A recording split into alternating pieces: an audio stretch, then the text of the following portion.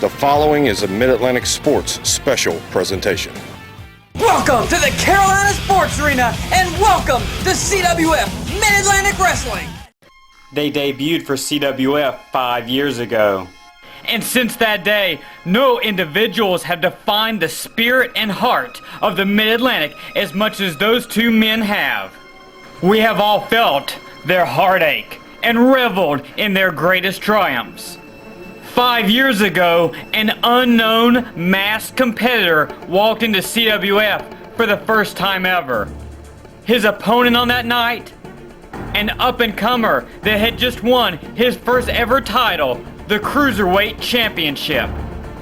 The match only lasted 5 minutes, but in those short 5 minutes, one man cemented himself and his title reign as the real deal, while the unknown was unknown no longer, and even in defeat earned the respect that normally comes with years of experience. Since that day, they have traveled their own paths to success. One is second to none in the wrestling world for his high-risk, breathtaking matches. The other became the first ever CWF wrestler to become a world heavyweight champion. And now tonight, with their legacy already set in stone, these two iconic figures will unite as a team for the first time ever, as Ty Dillinger and the Destiny take on the Kamakazi Kid and the first Ric Converse.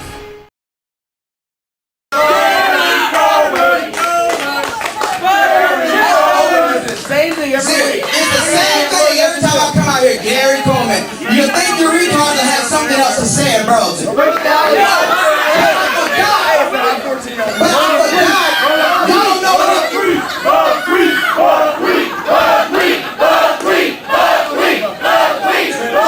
They're racist, Ty. They're racist. They went for Ramada Inc. You know what?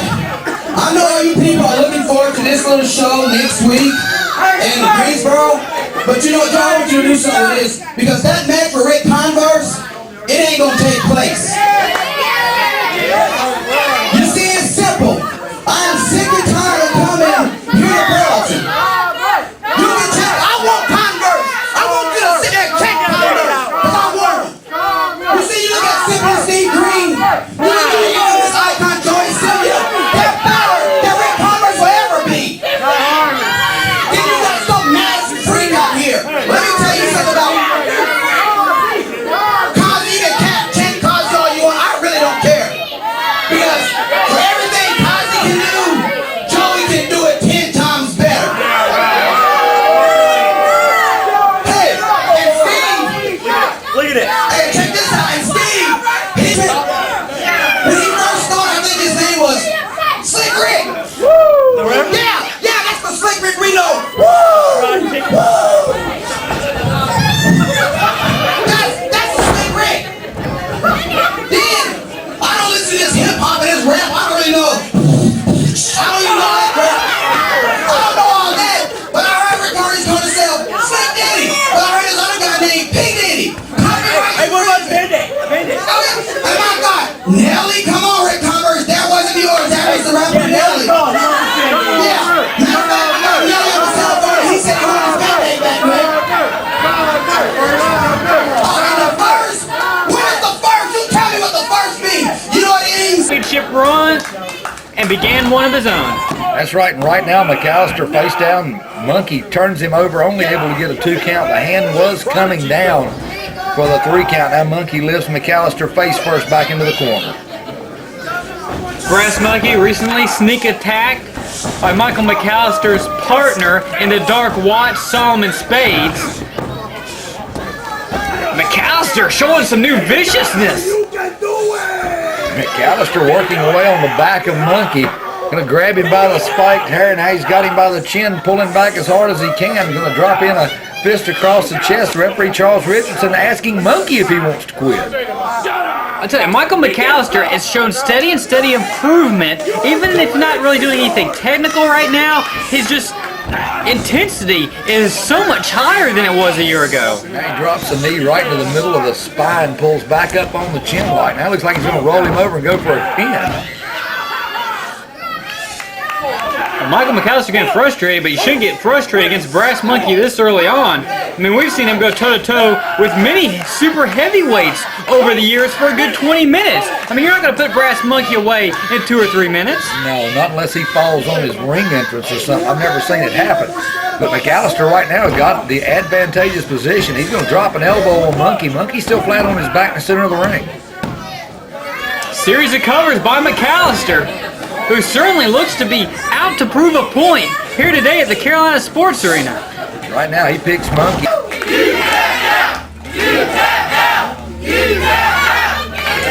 Ladies and gentlemen, your winner by submission in 4 minutes 25 seconds. That's right. Cinco de Mayo. It's a national holiday as far as we're concerned. We celebrate tonight by not wrestling because it's a holiday. So how about Mexico, Cinco de Mayo, tequila, and mamacitas? That's what it's going to be about tonight. The only reason we showed up tonight was to make a special announcement. You see that Kamakazi Kid? He's been begging President Cross to give him a match. He wants a hair versus mask match. He's been telling everybody that'll listen to him whine that he wants to shave my head bald. Well, there's something that can't happen, and that's that match, because Cross can't force me to put my hair on the line. I have to agree to it. But one thing I have agreed to is June the 16th, I am going to face the Kamakazi Kid. The only question is, what kind of match is he going to be?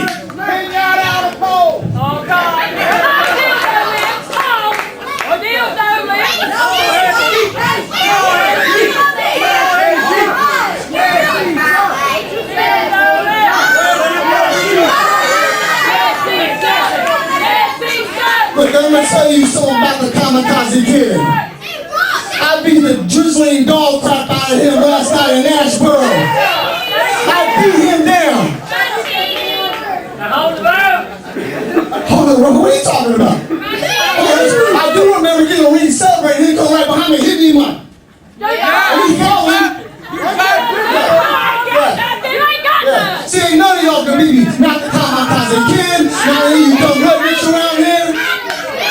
See, I come from wrestling royalty.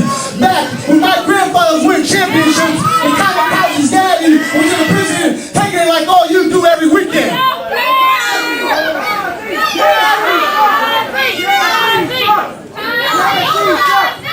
May 19th, we're going to give Kamakazi a killer match. I'm going to beat his butt just like I did last night in Asheboro. There's no way the Kamakazi Kid is going to beat me, and there's no way I'm going to let my mentor, the Gemini Kid, down. So in 2 weeks, Cuzzy, you're going to face Jesse Ortega. If you were to win, you get to pick the stakes for the June 16th match against me. But when Jesse Ortega wins, I get to pick the stakes. And let me believe, I'm going to be out drinking some tequila tonight. And when I drink tequila, I come up with some really good matches. And I have a feeling this match is going to be shocking for you and for all these fans. And I want to make a promise. I want to make a promise before we leave and hit the road and go watch Oscar De La Hoya whoop Mayweather tonight. That's what I'm talking about. But I'm going to make a promise. De La Hoya. Just like last night, I did not interfere in that match. Jesse won clean, fair and square in the ring. And in 2 weeks, right here in this ring, Jesse's going to face Kazi again. He's going to beat him clean. And I promise to each and every one of you that once again, I will not lay a hand on the Kamakazi Kid. Jesse Ortega's going to win that match. And then I'm going to announce the special match where I'm going to destroy the Kamakazi Kid in June. Lewis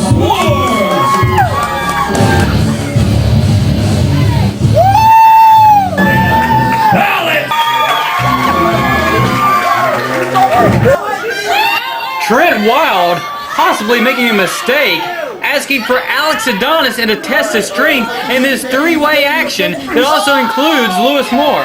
That's right. This is 3 men in the ring here. Well, right now it's only 2. I'm actually locking up. Referee Katie Kincaid got control of this match, and right now this test of strength. Oh my goodness! Lewis Moore rushes in and was met with a boot. Trent Wylde having already headed for lower ground, leaving Adonis to send Lewis Moore into Trent Wylde, who was trying to get back inside the ring, and now belly to belly on Lewis Moore. Lewis Moore flat on the canvas. Looks like Wylde's taken up to the higher grounds here as Adonis just waiting on Lewis Moore to get back to his feet. Boy, the powerful Alex Adonis has this one well in hand early on, taking out both Trent Wylde and Lewis Moore. And yes, I do keep saying the name Trent Wylde. That is not an illusion or a mirage. Trent Wylde has indeed returned to the Carolina Sports Arena. His one-year ban has finally ended. It has been lifted, and here we are with the man that is deemed the Gate City Center back inside a CSA ring, and I, for one, am shocked that it ever happened. Oh, so it came down from the front office. I thought someplace had frozen over or something when I saw Trent's name. Now, there was a one-year ban because of the actions both in the squared circle and out of the squared circle that occurred on him last year, which would be the second time in his career that this has occurred. That's right. Look at this now. Lewis Moore finally opening up. Alex Adonis face down on the canvas as Trent Wylde and Lewis Moore have made some kind of little pact here, it looks like. From what I understand, that Trent Wylde is still on probation, so to speak. He is not being able to team with his former teammates in the Destiny, that being the Mid-Atlantic Heavyweight Champion Joey Silvia and the Mid-Atlantic Television Champion simply Steve Greene. Is it any coincidence that Trent Wylde's return to CWF has something to do with the fact that the commissioner is Ty Dillinger? I definitely think that may have a little something to do, but regardless, the one-year suspension did come and go, and AWA President William L. Cross really couldn't do anything except allow him to return on a probationary measure. Right now, Trent Wylde and Lewis Moore going at it in the ring as Alex Adonis is down on the floor catching his breath. Looks like Trent Wylde's going to try to launch Moore into Adonis. And now Trent Wylde going for the spine of Alex Adonis. We've mentioned it pretty much every time Alex Adonis wrestles now. He was in a near-fatal car accident a year and a half ago.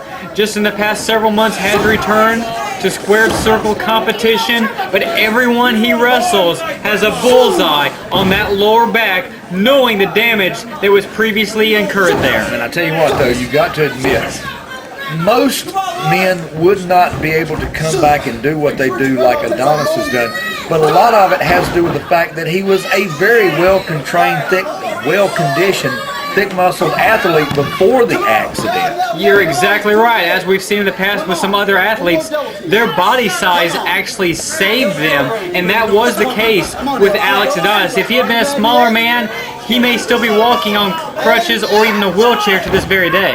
Right now, Adonis got a 2-on-1 going. Looks like he's trying to fight off a double team, and he does. And there's your power, showing no signs at all of any damage on the back. Yeah, he might hold the back. I mean, he's going to remember whatever had happened back there surgery-wise and automobile accident-wise, but right now he's cocked and ready, heading back in for some more of Lewis Moore.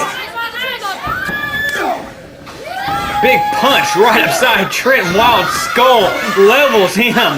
Wylde out to the floor. Lewis Moore trying to take advantage. Comes up behind Adonis. Adonis blocks the punch, delivers one of his own and another. Alex Adonis just overpowering Lewis Moore, tossing him all over the ring. Lewis Moore with the reversal, but no one home in the corner. What a clothesline by Adonis. What a collision. Two fast-moving objects hitting like that. Adonis turned him inside out. Now he's pointing, and I don't think he's through with him yet. A rake of the eyes by Lewis Moore gets him a little bit of reprieve, and Lewis Moore desperately looking to head to the top rope and do something, anything to Alex Adonis, who just met him. Alex Adonis standing on the canvas. He comes up to the second rope, meets him. Looks like he's hooking him up. We've seen it before. Can Alex Adonis hit? Yes! Choke slam off the top plants full of more of the AWA logo, and this match is over. Three-way action ended by a pinfall by Big Alex Adonis over Lewis Moore. Impressive victory for Alex Adonis, who's starting to steamroll here in the Mid-Atlantic. Ladies and gentlemen, the winner by pinfall in 10 minutes and 3 seconds, Alex Adonis.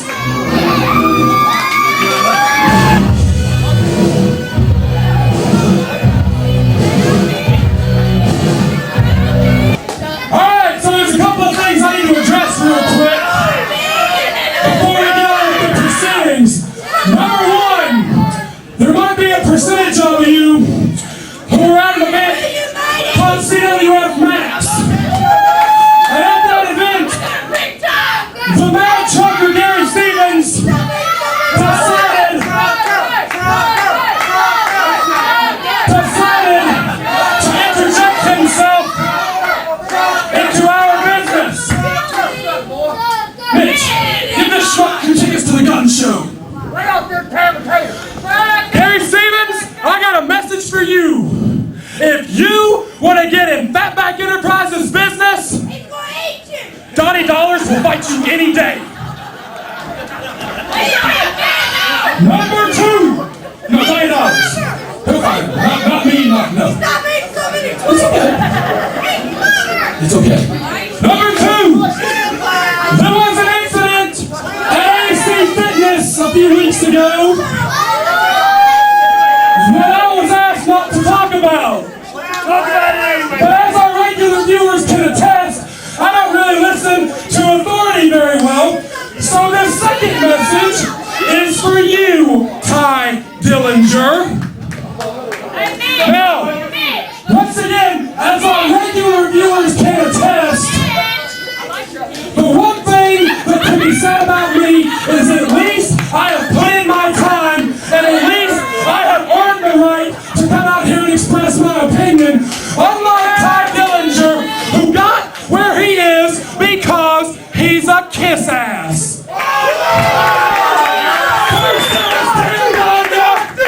Now it's the office of the Mid-Atlantic, and whoever can get Ty Dillinger what he wants. Well, son, Fatback is gonna get what he wants soon, even if we have to use the golden ticket to get it.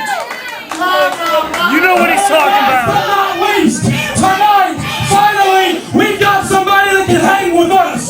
We are not in the opening match against some scrub. We are against a big, bad motor scooter that can bust people up. But I guarantee you, we will make a statement and we will show that Mitch Connor is stronger and longer than any man in the Mid-Atlantic. The Mid-Atlantic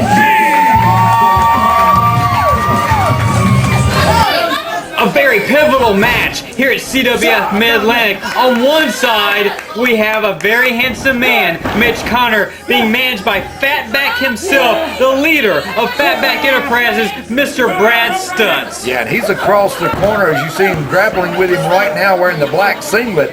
The Mid-Atlantic King, Marcellus King, an impressive, large individual.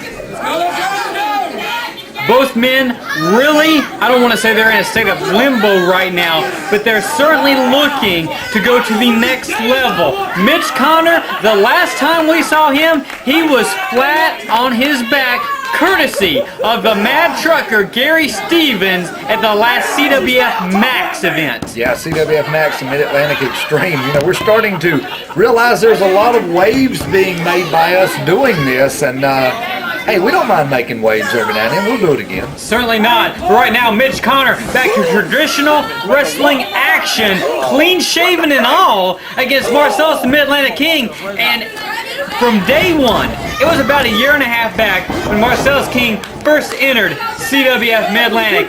And after he so convincingly defeated Kid Justice on night one, I thought a championship run would be in his grasp maybe within 3 months. But here we are, a year and a half later. Marcellus King has yet to actually hold championship gold. He's had opportunities for both the television, for the tag team, and the heavyweight. But for some reason or another, everything has slipped through his fingers. Marcellus King needs to defeat Mitch Connor here tonight at the CSA to get himself back in title contention for a title he rightfully should probably have.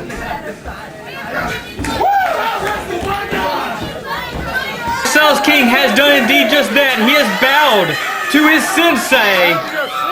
Handsome Mitch Connor. No, Mitch, please, no, not that. Mitch Connor, not a lot of rule breaking so far in this one, trying to wrestle his way to victory, but make no mistake, he will take a shortcut in a heartbeat if it means getting past the Mid-Atlantic King. That's right. I mean, he'll do anything short of bringing the kitchen sink in, but I can't say that because I believe Fatbacks did that in the past before. He did try to shove that kitchen sink through the steel cage at Ultimate Survivor to little avail. Yeah, but right now Connor flailing away on the big Mid-Atlantic King in the corner, but doesn't seem to be getting the desired effect from Connor. Well, Marcellus King is just coming right back at him. Look at this, another big, oh my goodness.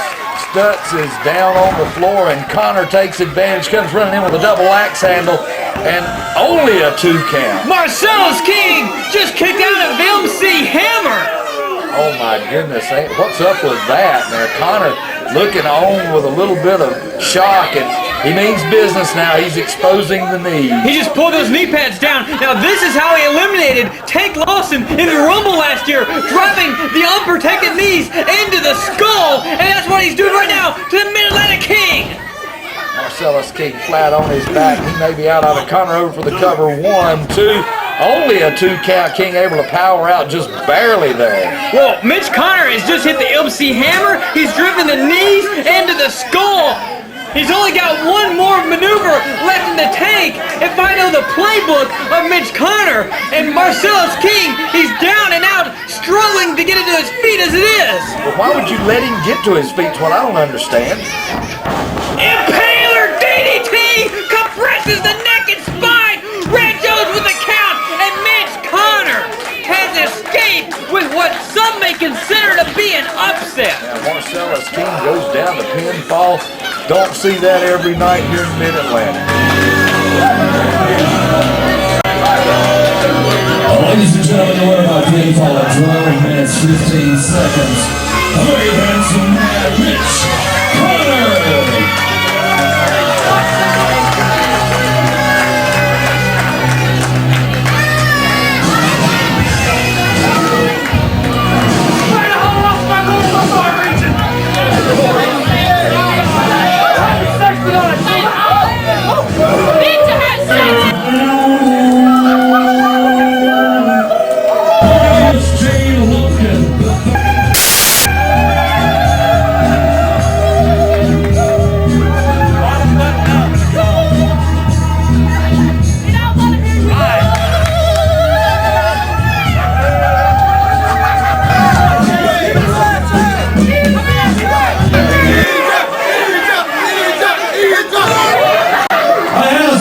Challenge arranged tonight for my Arabian Nightmare, but unfortunately his opponent ended up being a gutless turd and decided he wasn't going to show up tonight.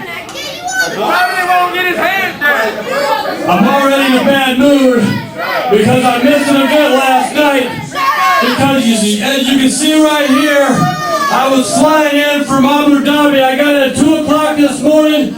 Our Arabian investors are here tonight. My investors are here tonight.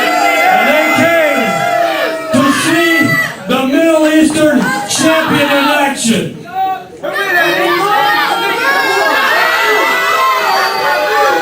As you can also see, I took it upon myself to buy them a whole section by themselves so they didn't have to sit by any of you white trash here tonight.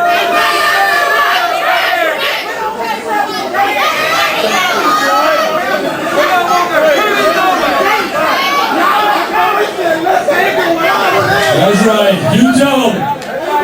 You tell them, Ahmed. Tell them.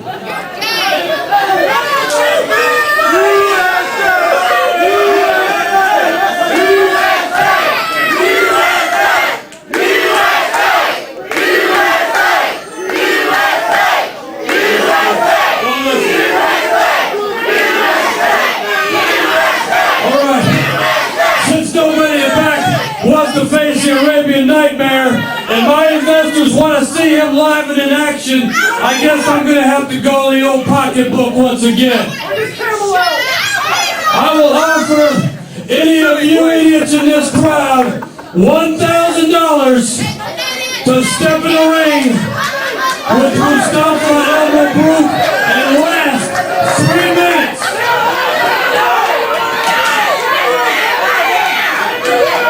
And the last time I did this, some little kid came up here and snorted out to me.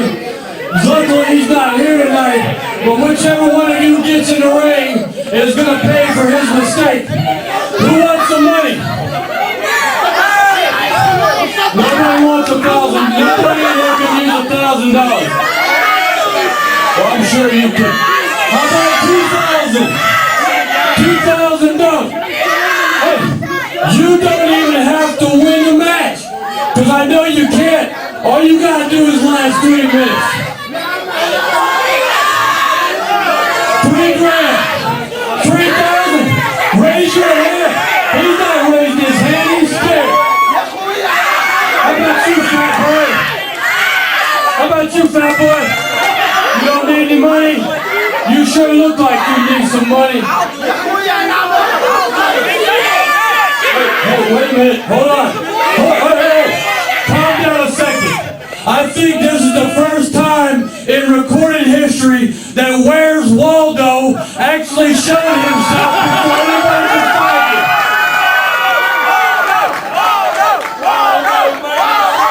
Waldo, you want $3 grand? I want $3 grand. Well, come on up, Sonny. I'm gonna make this clear to you. It's obvious you're grossly overmatched. You don't have to win. All you gotta do is survive 3 minutes and I'll give you $3,000. You understand me? Don't worry about where's the money. I got the money. All you gotta do is last 3 minutes. Good luck. Hey, I want a referee out here. And a spatula.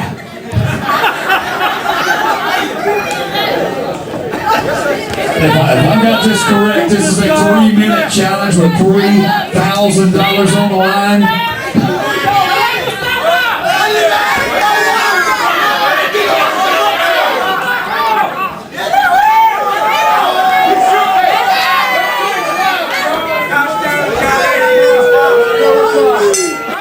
Well, we've got a 3-minute challenge here, Randolph, for $3,000, and well, I know this one character is Mustafa El-Ma.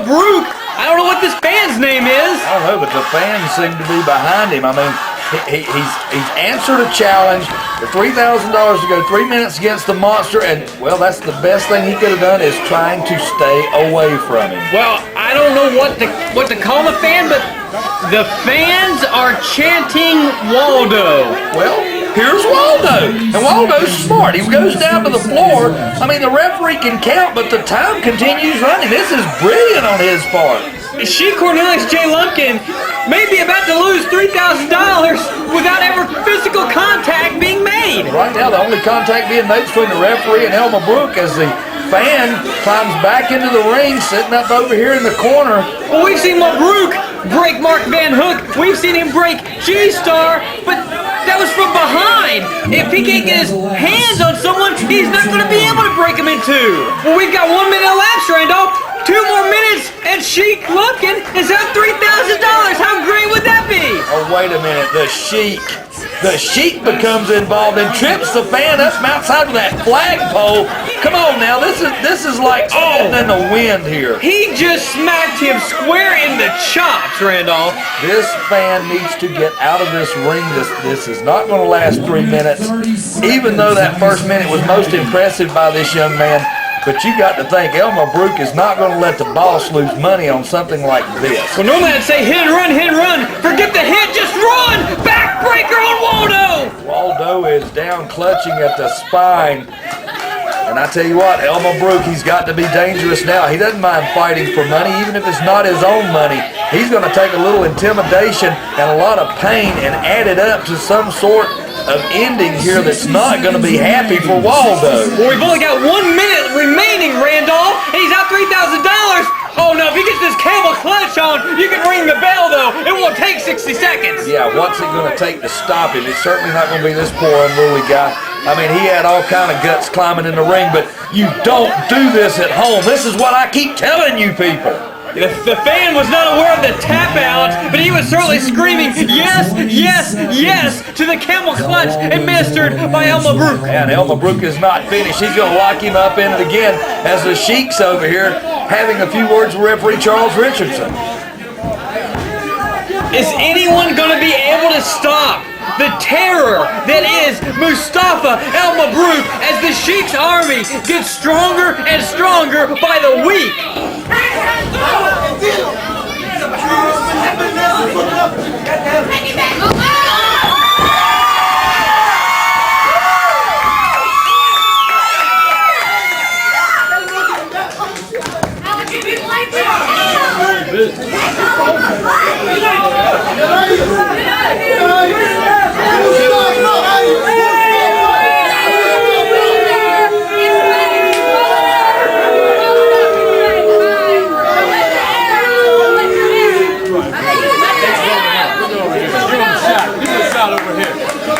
Give him a shot. All right, let's go. Cinco really Mexican.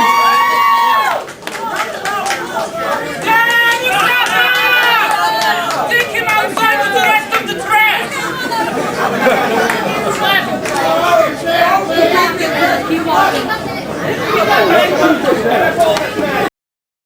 I am sick and tired of wrestling in these hillbilly podunk towns and not having any competition. There's none whatsoever. I heard there's a great promotion in the Mid-Atlantic area, CWF. They got a lot of great tag teams, brother. Really? The Neon Lions, the Mid-Atlantic Tag Team Champions Tank Lawson and Boogie Woogie Man McBride. McBride, huh? And the AWA World Tag Team Champions, Dynasty. Dynasty, huh? Let's go up there and take what we got to take. Let's do what we got to do, baby. Because we got a trick for them.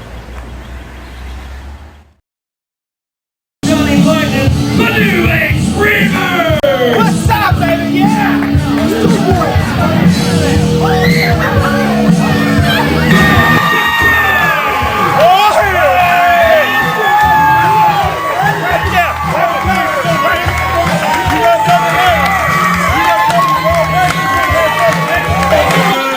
The Mid-Atlantic Tag Team titles are on the line, and Rob McBride and Tank Lawson are going to attack before the bell even rings, courtesy of the New Age Freebirds, Matt Houston and Johnny Lightning. Yeah, making their CWF Mid-Atlantic debut. These two walk right into a AWA Mid-Atlantic Tag Team title match. And, you know, they've got to have something behind them because just anybody's not going to walk in and get a tag title match. Boy, and they're getting slapped and chopped from one side to the other right now. And I don't know, right now, Matt Houston barely on his feet, Johnny Lightning hunched over. I believe they're a little dizzy. And another meeting of the minds by the New Age Freebirds. Matt Houston, of course, was actually in CWF several years ago, disappeared, took a sabbatical, but has made a lot of noise recently about the New Age Freebirds traveling the entire Mid-Atlantic, and now finally getting to where the getting is good in the ring with the Mid-Atlantic Tag Team Champions, the Boogie Woogie Man, Rob McBride, and the strongest man in the entire Mid-Atlantic, Tank Lawson. Right now, Johnny Lightning squaring off against the Boogie Woogie Man. I've got to ask a question. Where's Buddy Jack? Why ain't he at ringside? Johnny Lightning caught Rob McBride with a boot coming in.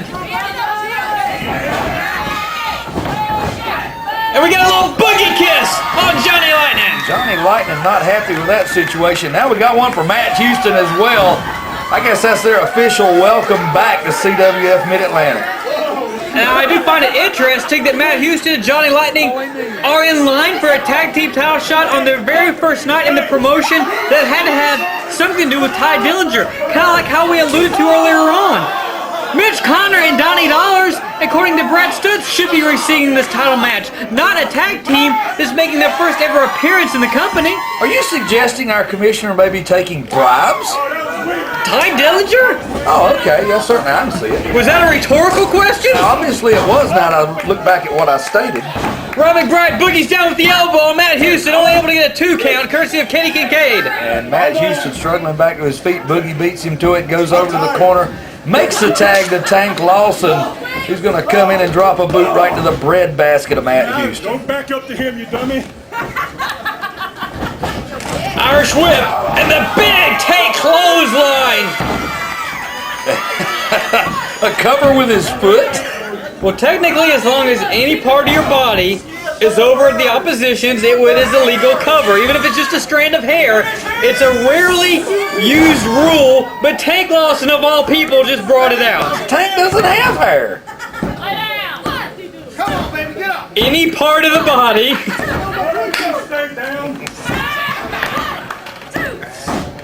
Actually, we better not say that too much with Tank, because God knows what he will try covering someone with. Leave Mitch Connor out of this. Rob McBride with a professional tag back in the ring. Double team Houston off those ropes, comes into a double back elbow, and now the champs are going to drop a double elbow again. They get down tonight at the CSA, another cover, but Johnny Lightning with the save. Matt Houston's still out of it, rolling around on the canvas, trying to figure out which end's up. McBride waiting on him, going to lift him up, but look at this. Jawbreaker. Houston able to drop down and catch the boogeyman off guard. Of course, you are watching CWF Mid-Atlantic Wrestling. We're coming at you from the Carolina Sports Arena in Burlington, North Carolina. We are very happy you are joining us today. For more information on CWF, please visit us at CWFMidatlantic.com. That's right. You can find us 24/7 on the internet all day and all night. And right now, Johnny Lightning in here, locked up with a boogeyman, trying to choke him out on the ropes here, drops him back on his back. And gotta say, these New Age Freebirds have held their own so far. Well, now, Matt Houston and Johnny Lightning are not no Johnny-come-latelys. They are veterans. They know how to get the job done inside the squared circle. The difference being they haven't gotten the job done in CWF Mid-Atlantic yet, because, like we said, their first ever match as a tag team in CWF. Ooh! Double boots to the side of the head of McBride. Johnny Lightning down for the cover, and the referee's not allowing it. It's because Johnny Lightning was not the legal man. Matt Houston was, and Tank Lawson's certainly not going to have anything to do with that cover. I tell you what, smacked him right on the back of the head from the outside. Houston looked up, broke his concentration. Now he's going to bring McBride back up to a vertical base off the ropes. Matt Houston had to put all his body weight behind that one to take Rob McBride down. And we've got a 2 count. And McBride sends Houston flying. McBride using the power of the people as a chance and the clapping and getting to him. He's trying to power back up and take control of this match, but now we got both the Freebirds in the ring. I believe it was last September, actually, when Rob McBride and Tank Lawson won the Mid-Atlantic Tag Team titles. Here we are, May 5th. 2007, they're still the tag team champions. I mean, Randolph, if they can hit somehow over the next few months the anniversary, they will become the longest reigning tag team champions in this company's history. Well, I mean, I don't see anybody running in to derail them. I mean, they won the titles, I don't want to say on a fluke, but they got the title shot, went a long time, over 20-25 minutes with the former champions, Connors and the Mad Trucker, and somehow came away with them belts. I mean, and then since then, we saw them win the world titles even though they were stripped from them. Exactly. They are the rightful AWA World Tag Team Champions, predating Ric Converse and Osiris's reign as champs. And right now, Matt Houston drops in. Nobody's home. He is in a world of hurt. Needs to get over to his corner. McBride's still down. Foot still kicking. There's a little life in the boogeyman yet. Both men trying to struggle, trying to get over, make the tag. Matt Houston is right there at the outstretched arm of Johnny Lightning. And Rob McBride makes a dive for Tank Lawson. We've got both freshmen in. Lawson runs through Johnny Lightning. Now he's going to toss Matt Houston into the ropes and kick him under the ropes. Big clothesline. The Tank Liner takes down Johnny Lightning. Tank Lawson is just so unorthodox. You never know what direction he's going to hit you from. But right now, he's got Johnny Lightning up. Death Valley Driver beautifully executed. He's going to turn him around. You know what follows this one? It's the big boogie elbow. Could be coming up in a second. But no, Matt Houston from behind Lawson, who just ran right into Kenny Kane. And Rob McBride flies and inadvertently coming down on our official. We have got bodies thrown all over the ring, and look at this. Matt Houston has a steel chain. Well, it broke down, and it broke down quickly. Kate is down. Rob McBride is down. Take Lawson trying to get his wits about. Matt Houston with a chain right between the eyes of Rob McBride. What are the chances that we would ever announce new tag team champions on their very first debut match? Rob McBride kicks out, though. Charles was in to make the count, and Rob McBride kicked out. Yeah, Charles Richardson, the senior official here in CWF Mid-Atlantic, has came to the ring to give relief to Katie Kincaid, who got inadvertently dropped on by the boogeyman from the top rope, but the Freebirds are still double teaming McBride. Johnny Lightning still has that chain. Boot right to the midsection of Rob McBride. Take Lawson, good Lord! Just speared the spleen into the third row. Charles down, making the count, and Tank Lawson and Rob McBride are going to retain the title. This one's over. Your winners by pinfall, Tank Lawson and Rob the Boogie Woogie Man McBride.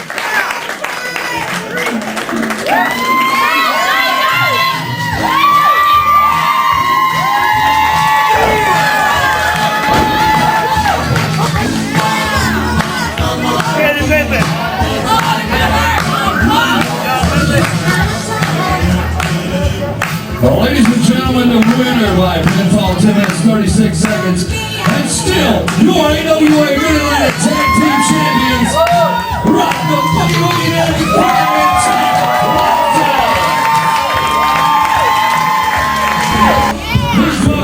Whoa!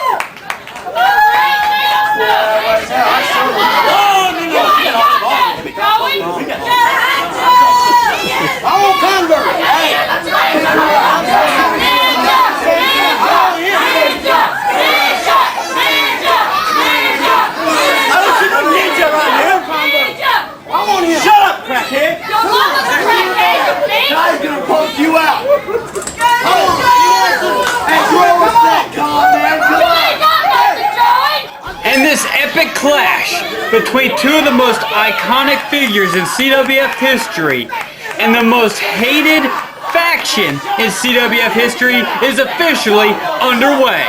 Yeah, as you see him up in the corner, your AWA Mid-Atlantic Heavyweight Champion Joey Silvia, your AWA Mid-Atlantic Television Champion Simply Steve Greene, and in the ring, your AWA Mid-Atlantic Commissioner Mr. Ty Dillinger. That faction, that threesome comprises the Destiny. Their opposition, none other than, simply put, the greatest masked high flyer in Mid-Atlantic history, the Kamakazi Kid, and the former multiple-time Mid-Atlantic Heavyweight Champion, former AWA World Heavyweight Champion, and currently one half of the AWA World Tag Team Champions, the first Ric Converse. Yeah, Converse and Silvia. It's not like these two young men do not know each other. There is a lot of history, and their history between these two men are personal. A little over 4 months ago, these two men wrestled one of the greatest matches in CWF history. It was elected as 2006 Match of the Year. It had all of the hype and the build behind the great match, and for once, unlike many great matches, it actually delivered. Yeah, it was a great match indeed. Right now, Kamakazi Kid tagged in by Converse, who's Kamakazi having a little liberties with Simply Steve Greene's swimming abilities and his former persona as American Steel Ninja now. And the crowd loves to remind him that he once was Ninja. Yeah, and ninjas don't swim or something like that. I don't get that joke. I think it's an old toy that was prior to our time. Now Kamakazi Kid's in. He's got the fans behind him. It doesn't matter what Steve says to him. They're not paying him any attention. Every time Steve Greene opens his mouth in here, it's just like a roar back at him. At the last CWF Mid-Atlantic traditional style show, Kamakazi Kid wrestled Simply Steve Greene for the Mid-Atlantic television title, and honestly would be wearing the championship right here, right now, if not for the interference of Gemini Kid and El Fuego Jesse Ortega, and you cannot break the eyes of the Kamakazi Kid. Oh, Kazi goes back with the eyes on Greene, gonna toss him through the ropes, out of the concrete floor, but he turned his back. Silvia's in, and he's gonna try to go to work on Kazi. What a kick by the Mid-Atlantic Heavyweight Champion.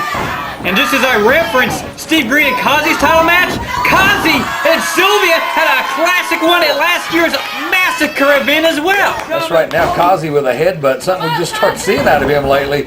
He's off the ropes, ties up in the ropes, waits on Silvia, and dumps him out to the apron. But Silvia is able to hang on though, very proud of himself. Shoulder blocks Kazi, coming back in, but that time ran right into Kazi's outstretched knee. That's right. Now Kazi with advantage. He's going to twist him up here.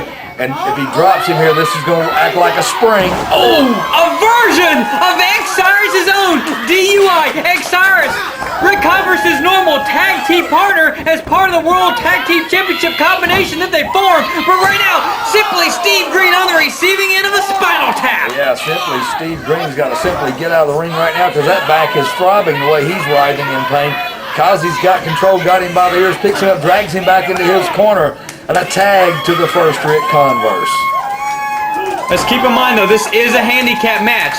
Kazi and Ric Converse having tremendous success in the early going, but this is 3 against 2, or maybe 2.5 on 2. Yeah, but you got to wonder who the handicap's to the advantage of. I mean, having Ty Dillinger as a partner, is that an advantage? I mean, it's right. It's not 3 on 2. It's like 2.15 on 2. Where it is an advantage is the fact that the Destiny is not stupid. They're only going to tag Ty Dillinger in when he can take some cheap shots on the opposition and allow the actual wrestlers, Steve Greene and Joey Silvia, to get a few moments breather. Oh, you mean like at War Games when they handcuffed everybody to the ropes? Be the only way he's able to do anything. So yeah. It'd be safe to say we won't see Ty Dillinger tonight, right? Oh, it's very possible the only thing you'll see out of Ty Dillinger is his running his mouth from the apron. And that's about what he's qualified to do. And right now, Steve Greene sent for the ride. Kazi comes in, double knees right to the chest, drops him down to the floor. Now, Ty Dillinger was all happy and proud that he won the commissionership of CWF, which is one of the great promotions you can receive in professional wrestling. He just wasn't counting on William L. Cross to win the presidency of the AWA a short time later. Yeah, I don't think anybody expected that. I mean, you know, with what's going on in the headlines today around the world, especially in wrestling being such a volatile industry, right now, you know, the eyes of the world are here on the Mid-Atlantic, and they're watching everything we do. And right now, we've got a great main event in the world. We have a fantastic main event, and you better believe the emphasis is going to be on wrestling as Ric Converse short arm scissors on Simply Steve Greene. Steve Greene back up to a vertical base. Ric Converse goes back. Looks like something similar to a hammerlock. Got the arm up behind his back, putting a little pressure on him. Referee Red Jones asks if he wants to break. Greene trying to fight back. Elbows to the face and an eye rake, the most effective move he's made in the last several moments. You know, you're really not going to be able to out-wrestle Ric Converse. Now, don't get me wrong, Joey Silvia and Steve Greene, great technicians if they want to be, but it just doesn't get much better than Ric Converse. And look at this, Silvia tied up across the top of the ropes, and Converse is waiting on him. What a clothesline to Converse on Silvia. Their epic match at Battle Cage 7 will never, ever be forgotten. And in many ways, Silvia feels he should have won the AWA World Heavyweight title on that very night. But the table was his own downfall. What a beautiful moonsault by Kazi. Kamakazi Kid showing off the aerial abilities. Only able to get a 2 count as Steve Greene rushes in to help make the save, as Silvia is barely able to kick out of that one. Now Kazi's going to go to a club right across the middle of the spine, drive Silvia back down to his knees and heading back into his own corner.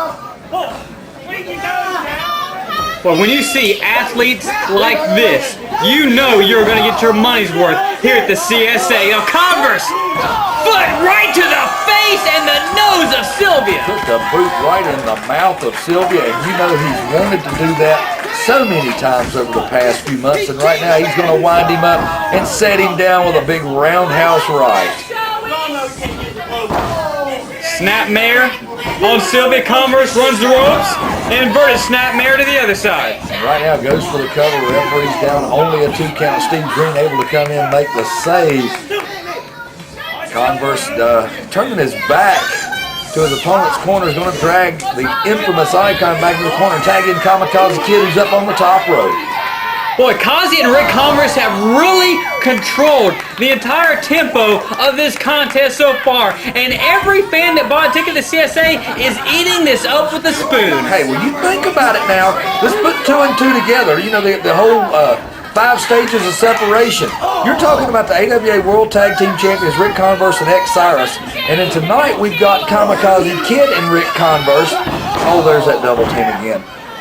In the degrees of separation, when we first met Kamakazi Kid, wasn't he actually X-Cyrus's tag team partner? I mean, the familiarity has got to be great between these 3. Oh yeah, as you saw from our opening footage, Kamakazi Kid and Ric Converse's relationship, whether it be on the opposite sides of the ring or together, as tonight is actually the first time they've ever been in a tag team unit. 2 on 3 is the case may be. 2 on 2.15. And right now Steve Greene going back for that simply choking move right here in the middle of the ring, screaming at the official. Such a pleasant young man and a scholar he is. Did Ty Dillinger tagged in. He got the tag, Randolph. He got the tag. Ty Dillinger's in. This is more exciting than when the Wonder made his last appearance to Carolina Sports Arena. And now Dillinger getting a little help from his friends. Distracting Ric Converse, bringing him in the ring. And look at this. Tag in, look at the tag right back out. Kazi got a shot in. And Ty Dillinger quickly backpedals, making the tag to Steve Greene. Yeah, he quickly backpedals. That's something he's pretty proficient at right now. And Steve Greene's got Kazi out here in the middle of the ring. He wants to keep that action over into his corner because, you know, you can beat on Kazi a little while. He's going to start beating back. Another double team maneuver by the very foundation that represents destiny. Silvia delivers a boot right to the face of Kamakazi Kid and trying to get the ire up of Ric Converse. Converse steps on through the ropes. You know, everyone that came to the CSA night, what they want more than anything else is see Ty Dillinger get his head handed to him. But if he doesn't actually tag in the ring, that's going to be a very difficult premise. Oh my goodness, Kazi drags the champion down head first. He is crumpled right on the AWA logo. Offense doesn't get much more innovative than what you get when the Kamakazi Kid and indeed Joey Silvia are in the ring. Yeah, and you're not going to get too much more straightforward in an offensive move than what Ric Converse dishes out, tossing Silvia around like a rag doll. But the Mid-Atlantic Heavyweight Champion is looking anything but that right now as Converse is tearing apart the Destiny. And look at this. Converse runs in behind Greene, delivers a knee to the midsection as he comes off the ropes. That's got to take the breath out of the TV champion. Oh, he's going for that Russian leg sweep, but Silvia got in. Boot to the midsection. Now Steve Greene drives the knee into the jaw. Now Steve Greene, talk about jaw. He's going to jaw to the crowd, go over for a cover. Referee's down, only a 2 count. I hate you, Rick. I hate you.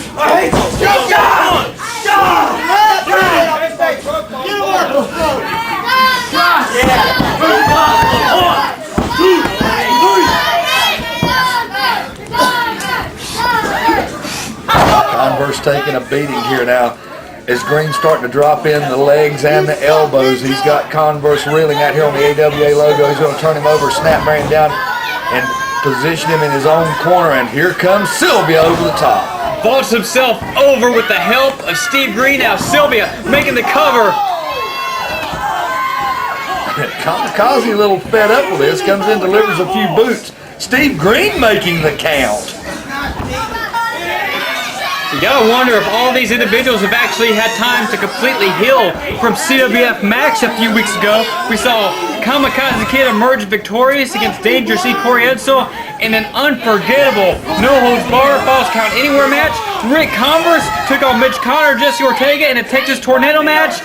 And Joey Silvia and Steve Greene had one of the most memorable matches in this company's history against the Neon Lions. That's right, the Neon Lions. I hope they have a nice week off this week, time to lick their wounds. I mean, it was a very nasty, dangerous-looking picture we saw at CWF Max. But right now, back to our main event in the ring right now, double teamed by Destiny. Steve Greene delivers a boot to the midsection of the first Ric Converse and dumps him over on his back. Vertical suplex by the one man that was once known as the American Steel Ninja. The name that still haunts him to this day, thus the Simply moniker in Simply Steve Greene. I thought Scuba Steve was the name that haunted him today. And the fans love to refer to him as Scuba Steve. Yeah, and Steve Greene on top of Converse, doing the move that he's making so famous here in the Mid-Atlantic. It's called a blatant chokehold. Well, Ty Dillinger got to tag in when Kazi was in there. Now he's got to tag in against the first. Hey, that was a wrestling move. He fell sideways, Randolph. Well, it was gravity taking effect then. Now, he's clueless. He's clueless. Well, the Russian leg sweep wasn't quite Russian. A little bit south of Moscow.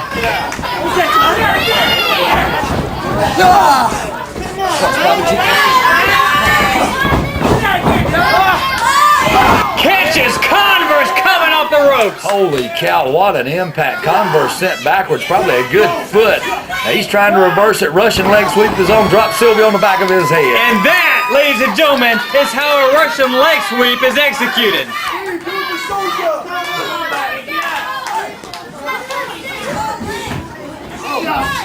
Silvia, though, still had his wits about him to float over, front face lock on Converse, cutting the ring in half and positioning his body between Converse and the Kamakazi Kid. Yeah, smart wrestling on the part of Silvia, knowing where he's at in the ring at all times. And you see he's keeping his eye on Kazi because, you know, it's not beyond Kazi to climb up on that top rope and drop off on him anytime unexpectedly. You don't want to take your eyes off the mask. Kazi is just itching, standing there in the corner. He wants to be in that ring so bad he can taste it. And right now, Red Jones keeping an eye on what's going on down here. And Ric Converse trying to fight his way back up to his feet here, up to a vertical base. He's making his way up, and there's not much Silvia can do about it. Ric Converse has a good, solid height advantage on Silvia, and he used that to get to his feet at another eye rake. Red Jones has a height advantage on Silvia.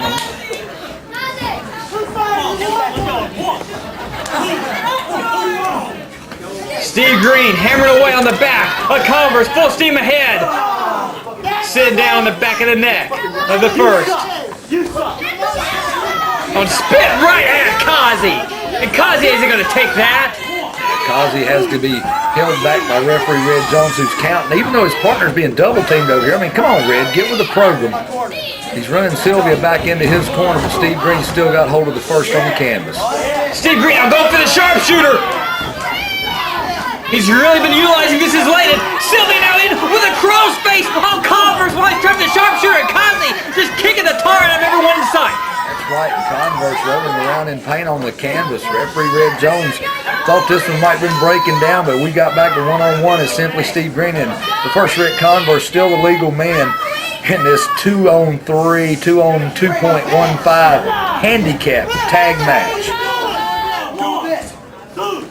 Silvia and Greene, though, throughout the entire duration, have been working as a well-oiled unit. They obviously resemble a true tag team. Yes, they both may hold individual championships, but they are as solid as any tag team championship unit you will ever find. Right now, Joey Silvia a little fed up with the officiating and the fact that Kazi's able to reach through the ropes and smack him around when he's going for a cover. His Converse is still in the center of the ring trying to get over to his side to make the tag, but you know, these Destiny guys are doing their best to make sure that doesn't happen. Silvia just choking the life out of Ric Converse. Well, this crowd is just echoing their support through the CSA for Converse. Now Silvia gets caught, coming in, Converse drives the face. Oh my goodness, Silvia's momentum busted with one move right there. He's down on the canvas, Converse reaching over for his partner, make the tag, but look at this, Silvia got the presence of mind to grapevine the leg of Converse to keep him from making the tag while he tags in Greene. What tremendous wrestling on Joey Silvia's part. As I've said time and time again, one of the best pure wrestlers, has probably more God-given ability than any other wrestler ever born, but his ego defeats him every step of the way. Oh my goodness, up and over the sunset all the way around. Kazi comes in with a save, boot right to the face of simply Steve Greene. This one continues.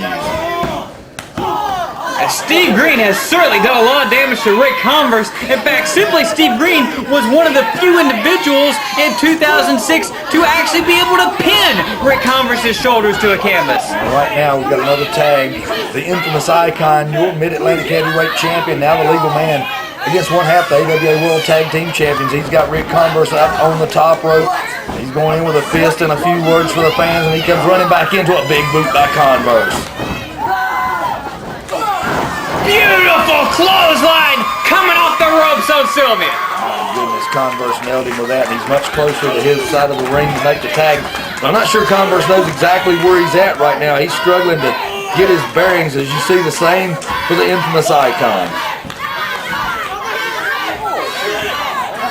Referee Red Joe's laying the count on both individuals. Both men need to get a tag. Kazi is very well rested for the past 10 minutes or so. Silvia got the tag, but so did Kazi. Full steam ahead through Greene, through Silvia, and Ty Dillinger is not going to do anything but stand on the apron and watch. That's right, Kamakazi Kid, now the legal man, running through these two men like a runaway locomotive.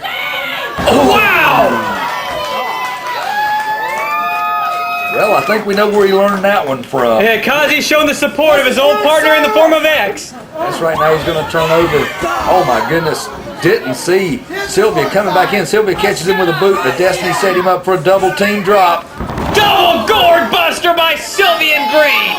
Talk about momentum changing. This could have turned it around yet again. Kazi coming in like a house on fire, and he's only had that fire put out as Greene and Silvia are standing over him now. He's dead, Steve. Silvia and Steve Greene think they've taken Kazi out of this one. And now, following the double gourd buster, Ty Dillinger wants the tag. What is he doing? Ty Dillinger is tagging in to make the win for his team.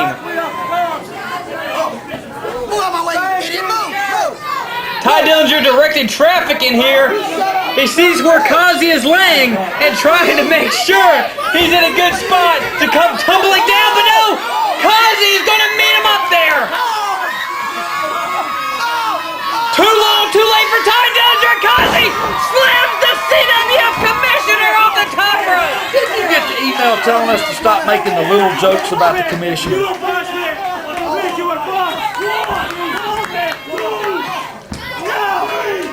Ty Dillinger is down and out.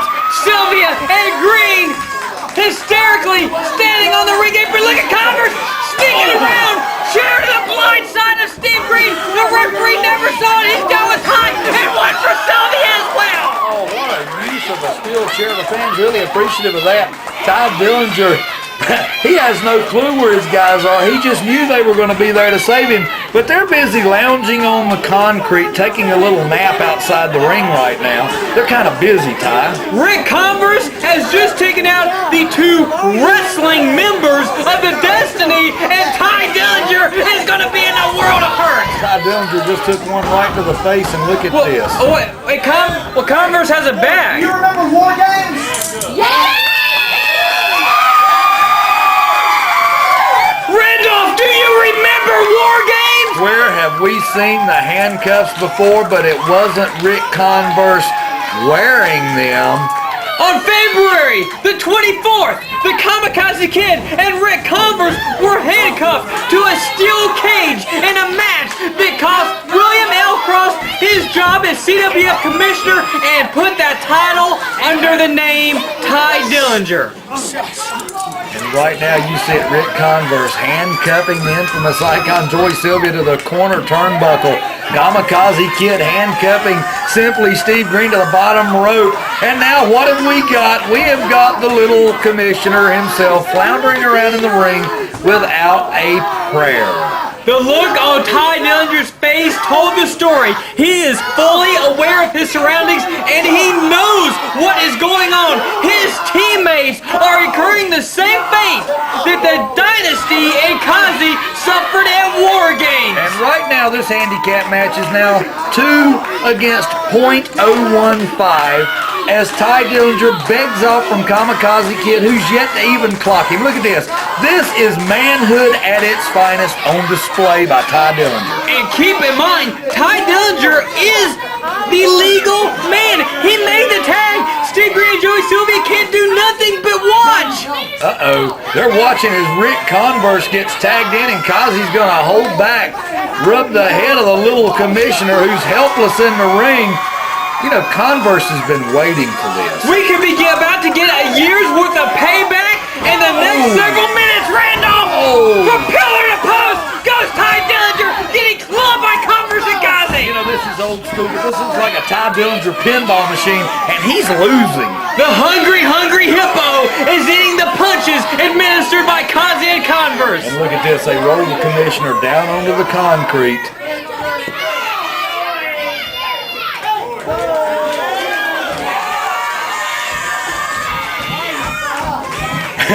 This isn't good for our commissioner, our August commissioner.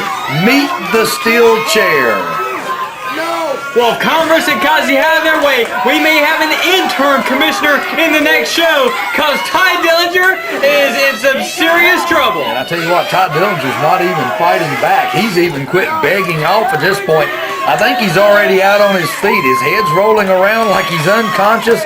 And look over here on the far side of these 2 clowns trying to unhandcuff themselves. Oh.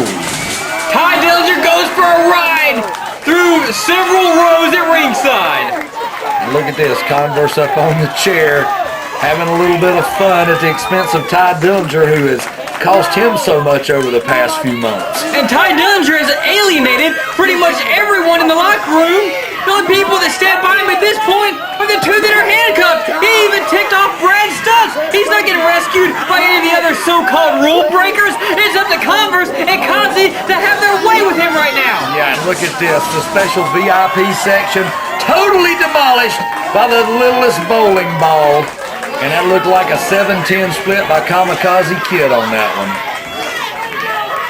Boy, the fans at the CSA are having a ball with the current developments. Yeah, current development's not looking good for Commissioner Ty Dillinger. And I guess you got to wonder now, the point's going to be how long will he be out after this? These guys are not going to pin him and end this match. They're going to have all the fun they want to with this little guy. I don't think I've ever seen Ric Converse smile as much during the duration of a contest as when he was pulling Ty Dillinger out of that lump of chairs. And look at the fans here ringside. Looks like the children are trying to line up, hoping they can get a shot at him too. But I mean, we've always told Dillinger that he should pick on somebody his own size, and I think the kids could probably take it to him right now. Right now, Dillinger dumped back into the ring by Ric Converse. And now Steve Greene's back up to his feet, stomping away, trying to get out of the handcuffs. It's not happening, guy. Oh, look at this. Thank you, Rick. Thank you. I've got all day. Let's go, man. Well, the match would be over, and normally I would chastise a wrestler for picking up another one, but in this particular case, let's just sit back and enjoy the fun. Kazi with the tag, he says, why not? He's going to the top rope. Kazi, will he fly yet again? Everyone in the building on their feet. Listen to the fans at the Carolina Sports Arena. Textbook frog splash, this one could be over. Could be. Should they choose to make it over. Kazi with the leg hook, 2, and not quite yet. No, I don't think they're finished making the statement that they want to make.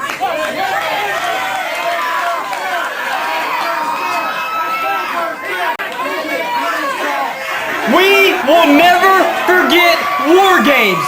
Essentially the Pearl Harbor of CWF. And that's right, and right now, finally a little bit of payback in the form of 2 of the men that were mauled in that War Games match. And here we go, Converse is calling for the Richter scale. And you know, I don't think the hardest part is going to be getting him up. I believe it's going to be keeping him on his feet long enough to lift him. It's going to be dead weight. He's already been hit with the frog splash, but Ric Converse has Ty Dillinger hoisted ahead. And I may have missed that, but I think Kazi just closed his eyes for it. Richter scale by Ric Converse. Oh, Ty Dillinger. Kazi Converse. This one is over. And I'm telling you now, the bet's going to be in Vegas is how long does Dillinger lie in the middle of the ring, because I think he's been out of it the last 5 minutes easily. It would take more than one match to undo all the wrongdoing that Ty Dillinger has done over the past year. But as far as one match goes, Randolph, how sweet it is. Yeah, there's just something about this, and you see our TV champ and heavyweight champ still handcuffed to the ring. I mean, you know, it's going to be great. Are the fans going to get up and leave and have these jokers still handcuffed to the ring? Dillinger doesn't appear to be moving. I assume he's still breathing. Well, Kazi is trying to help Mr. Deadweight back to his feet, and Ric Converse is going to put a little bit of icing on the cake.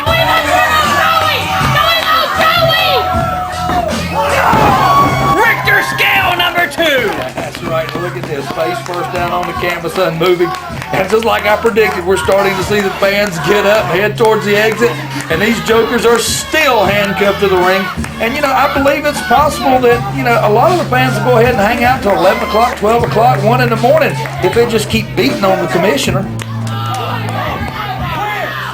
In the 7-year history of CWF Mid-Atlantic, we have sat back and watched Ric Converse and the Kamakazi Kid have some of the greatest moments in this company's history. But tonight, it does me so much good to see these two have such a great moment together. This promotion was founded on individuals the likes of Kazi and Converse, and this memory, this moment will stay with us for a very long time as our commissioner, our beloved commissioner, is face down on the canvas. There's something appropriate about the way this night ends here. Cinco de Mayhem.